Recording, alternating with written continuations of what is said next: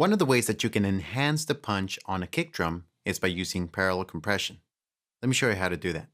We're going to take our kick channel, and we're going to create a send, add an effects channel, just going to make it right next to it. And we're going to assign that effects channel to the same drum bus so that everything's going to the same destination. Drums. Okay, good. Now on this channel, we're going to instantiate a compressor. One of my favorite compressors to use for parallel compression is called the Vertigo Vsc. This is a VCA compressor. And this is developed by Plugin Alliance, Brainworks. So by using an effects send, this pretty much works in the same way that you would send some reverb from a snare or send the vocal to a ping pong delay. But in this case, we're sending an effects to a compressor. Now, because we are blending in this compressed track with the original, this allows us to have very aggressive style compression. So in this case, you can use high ratio, fast attack, because what you're getting out of this is more of the character of the distortion of that compressor and blending that in with the original kick drum. So let's solo our kick drum. And another thing that you want to be mindful of is this button right here called pre-fader on or off. Let's enable it.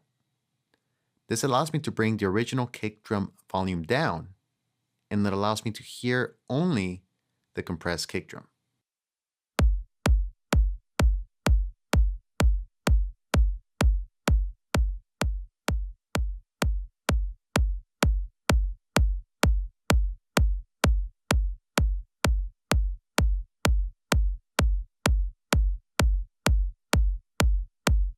That right there is very prominent, very strong, and also very distorted.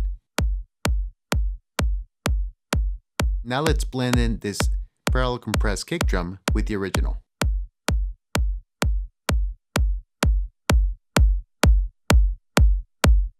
So that might be a little bit too aggressive for the track, but in order to find out, let's listen to it in context.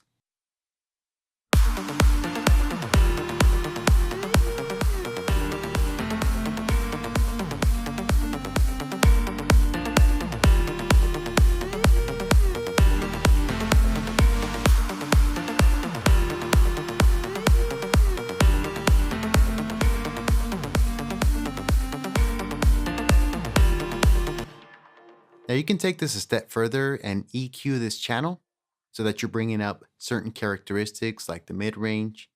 I would avoid boosting up the lows, the sub-lows. I would keep that intact for the original kick, but I would mess around with maybe bringing up the mid-range. So let's see what that sounds like. Go ahead and close this and add another plugin. For this example, I'm going to use the T-Rax EQ PB, which is basically an API emulation. So again, we'll solo our kick channel, bring the volume down of the original kick, and now we're listening to the compressed kick. We got our compression going. Let's see if we can boost up some mid-range.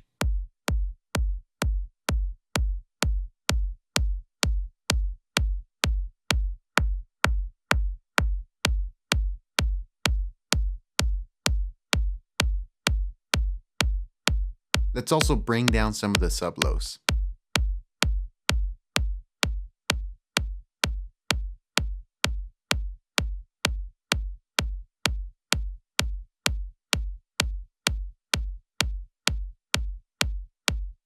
Okay, let's listen to that and blend that in with the original kick.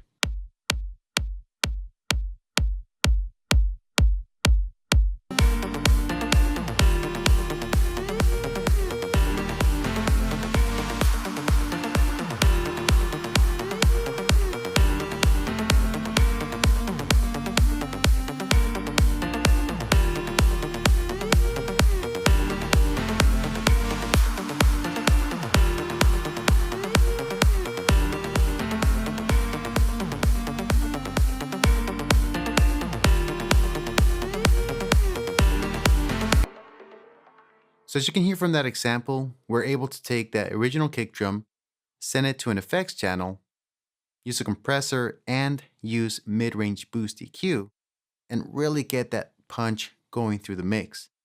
Now the cool thing about this is that whenever you use this technique, This applies to snare, this applies to guitar, this applies to vocals.